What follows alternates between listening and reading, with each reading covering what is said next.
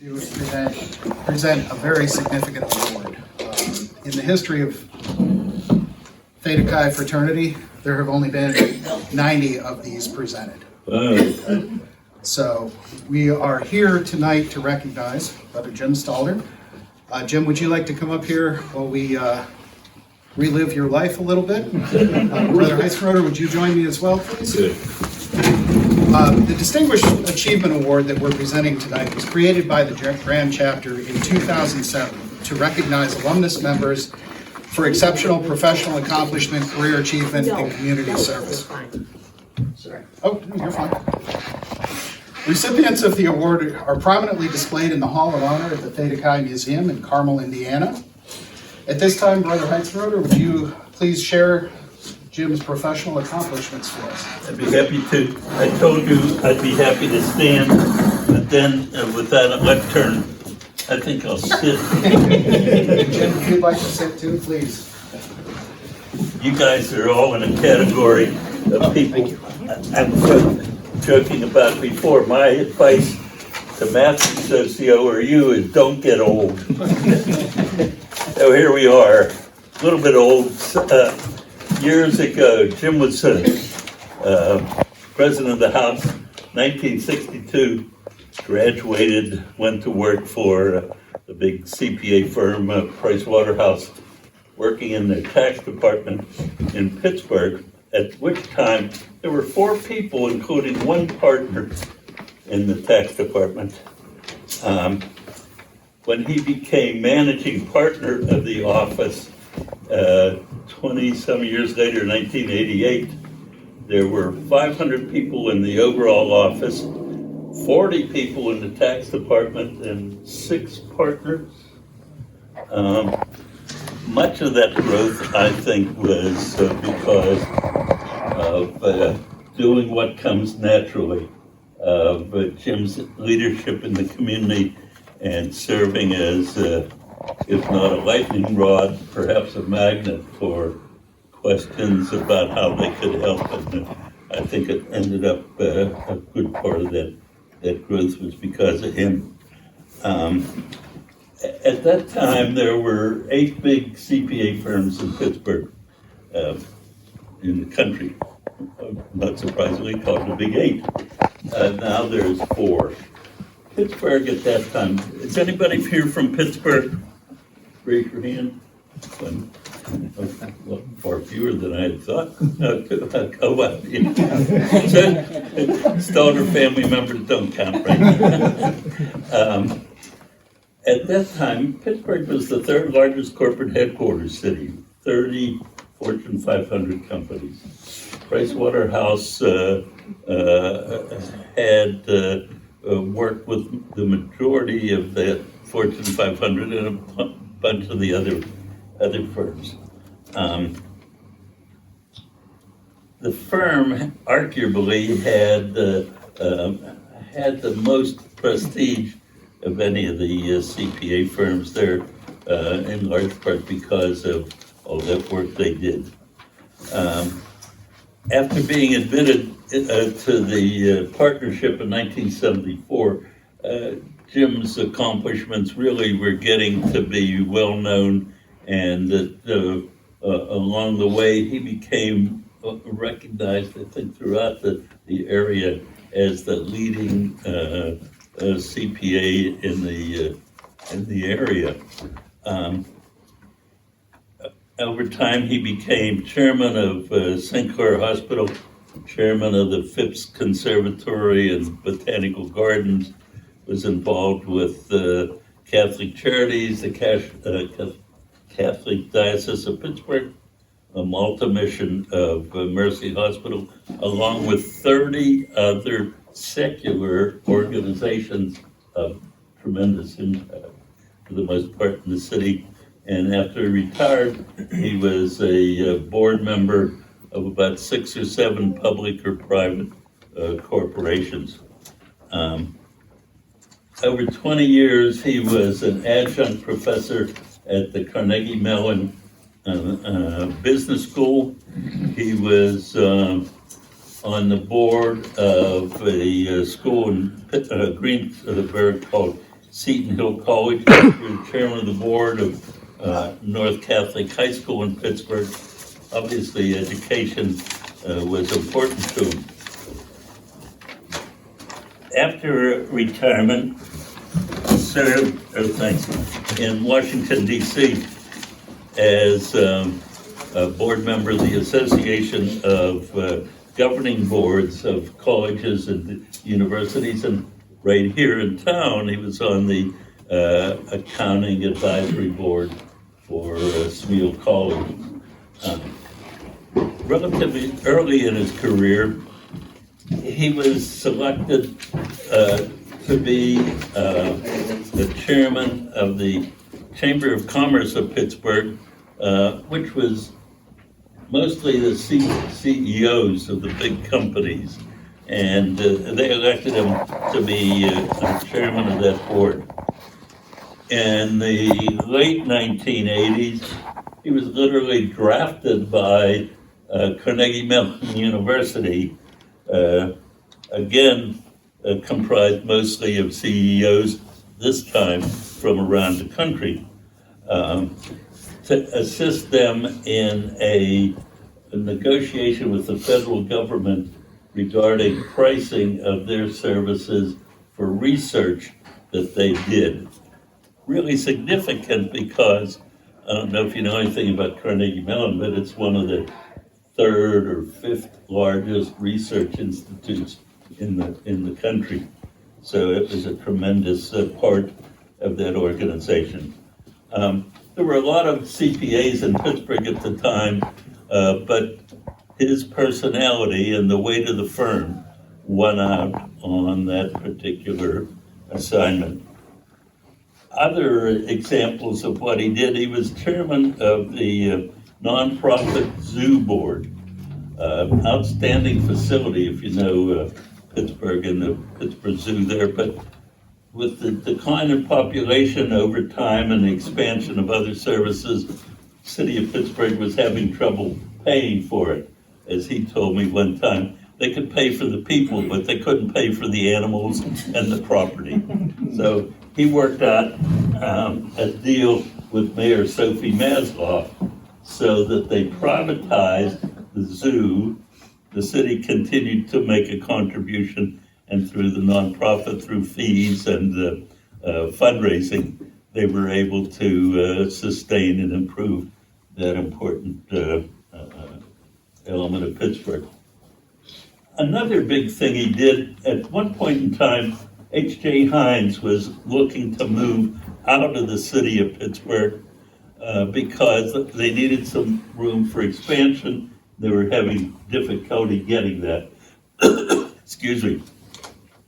Jim got in, took charge of the negotiations, was able to find a reasonable way around that, and kept Heinz in the city of Pittsburgh, which was a major accomplishment. His leadership skills were seen among his peers when he was president of the Pittsburgh chapter of the Pennsylvania Institute of CPAs, and after that was elected president of the Pennsylvania chapter, 22,000 CPAs across the country. Most notably, this is a time of heavy litigation against CPAs for some different things. He was able to increase the funding tenfold among the PICPA to ward off those almost destructive tort reforms. So great accomplishment in that. Most significantly, I think all this led to a not surprising thing in some ways, and that was he was elected to be managing partner of the Pittsburgh office. As I told you before, it was a major function in the overall U.S. Partnership there. And as a result, he was able to continue to see some growth in the expansion of those services, including a merger with another Big 8 CPA firm. So he made a contribution in an age when, surprisingly enough, only 2 other tax partners in the United States have been admitted to be managing partners of those regional offices. So tremendous accomplishment in that regard. CPA firms, like a lot of the big consulting firms, the Bain, McKinsey's, and those, some other organizations have a mandatory age 60 retirement. So what he did was he took his experience with negotiations and community leadership with Catholic organizations and fundraising and some other things, became dean of the business schools at Duquesne University there in town. So because of that, Alan, I think Dean Stalder is more than worthy of being number 91.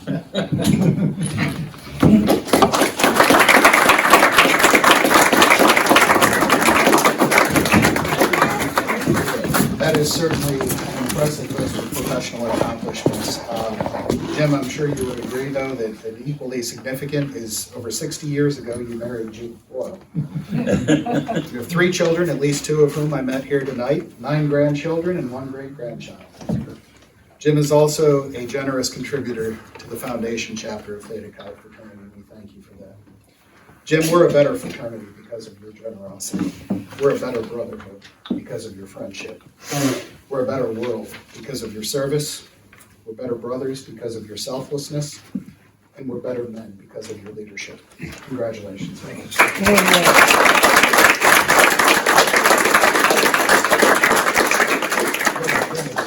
Look at that fanciness. Wow. Lovely. Say checks. Jump in here, Dave. Got it. Here, here.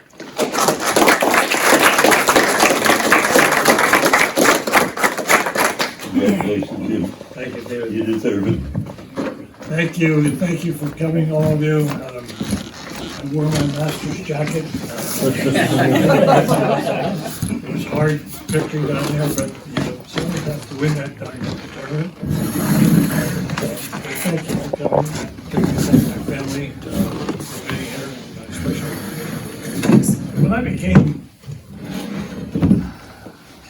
when I was graduating high school, all boys Catholic high school, 12 to 1,400 students, big school. I was really not a dominant player, and that's I'm not a jock, at least not a very good jock, and literally find myself here at Theta Chi.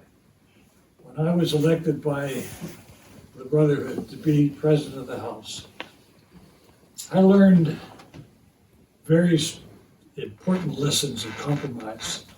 There were some, believe it or not, who wanted to drink the whole budget. And there were almost an equal number that wanted to eat better and better food. And there might be 2 of them that wanted to fix up the house. And that's probably still true. Trying to get money into this house. We need some money in the house. When I ultimately learned the ability to negotiate, it ultimately came back to me years later when I was asked to be president of our local country club. A lot of highfalutin people and all that kind of stuff, a lot of doctors. The behavior was very similar. Very similar. Fussing about whether the greens were too fast and whether the food was really good. It was an evolution in my learning that dealing with people in all different varieties doesn't change much except the circumstances behind it. Like when I was at Duquesne University, they had a full-time secretary, and then I was assigned 2 graduate students as assistants to do whatever I had to have done. Well, they went through my old passports and told me that I had been in 43 different countries in my travel. And the other thing that they told me, that at that point, I had been involved in about 60 plus organizations. Half of them I ended up as chair. I'm an accountant, but I'm not a very good one. And my son thought he was going to be an accountant. It was clear he's not a very good one either. The practical reality was, it's not my accounting skills that allowed me to be president or chairman of these organizations. It was the leadership that I was known to be. Why did the CMU board elect me? Why did someone else want me to do this? Because I was able to get something done with the skill set that I had learned here in this house. My blood is probably on this floor. That fireplace has certain memories to me that I'll not go on. It's wonderful to be back here and to see the wonderful, remember the wonderful opportunities. One of my best men in our wedding is here, and I greatly appreciate him coming over also. There's 2 serious mistakes I made in my life. Serious mistakes. First, when I was newly recruited by Pricewaterhouse, those of you who would not know, the big affinity club in Pittsburgh is the Duquesne Club. In my humble background, I didn't even know that it existed, let alone where it was. But after a month of training, they invited all the new class down to the Duquesne Club. And we had this fancy luncheon, and at the end of it, probably because I had made enough noise, the then managing partner said, "Mr. Stalder, get up and comment for your class." I was absolutely unprepared, no script, no pre-thought. And I was, oh my God. When I had been interviewing, we were lucky at that time to get a significant number of offers to different jobs. I looked at some and debated with others and ended up accepting Pricewaterhouse. So I got up at this august group of people, my new brothers, I'll call them, and sisters, and I was thinking, geez, after having been here a month, your old mind's going fast. I know I've made the right decision, or I know I haven't made a mistake. And after being here a month, I know I made the right mistake. That took years to live that one down. The managing partner reminded me of that on a regular basis. The second mistake I made, and Matt was in his presence, the day we were getting married. I was saying, geez, do I want to do this? Is this really the right thing to do? She was thinking the same thing, by the way. I made that right mistake too. She's been a great support in raising our wonderful family. 2 mistakes, 2 wonderful, blessed mistakes that I made. And I will always be indebted to the support they give me. Nothing's more important than all those achievements. There's got to be thousands of other Theta guys that are entitled to that recognition. I mean that truly. David, wherever you are, where'd you go? Right over here. Thank you for making it happen. I know you were the impetus behind this. I appreciate that very much. And I will cherish this recognition. And I would hope that the next time we come back here, we'll have new paint. and very charitable people like Paul McConaughey is going to help. No, you didn't say that, did you? But again, thank you all for coming. Thank my family particularly for coming. We had 2 of them are betas by the I don't hold that against them, and just. Yeah, you do. Thank you for coming, I appreciate it very much, and I wish you the very best in all of your careers. Be a leader. Be a leader. Be a decisive leader. God bless you all.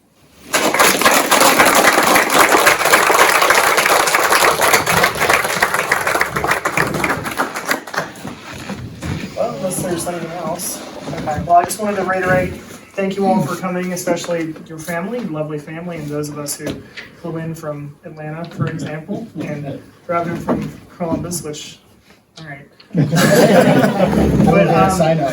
particularly for you younger guys, just so you know, this is a huge, big deal, which is why we've never done anything like this, which is why it may have seemed a little bit thrown together, but this is the first time we've ever done anything like this. This is a huge deal. So we're honored to be in your presence. We're honored to have you as a fellow brother, and may we all live up to your legacy. So thank you for being here, and thanks for doing everything you did, and thanks for, making the journey with them. I'm sure it was a long journey. Thank you. But yes, thanks again to your family for coming, even if some of you are busy. But hope pledging Mike goes well. But yeah, thanks everyone for being here. Please pick up as much food as you possibly would like, because we have a boatload of it. But again, thank you all for being here. It's been a great night, and everybody have a good one. Thanks everybody.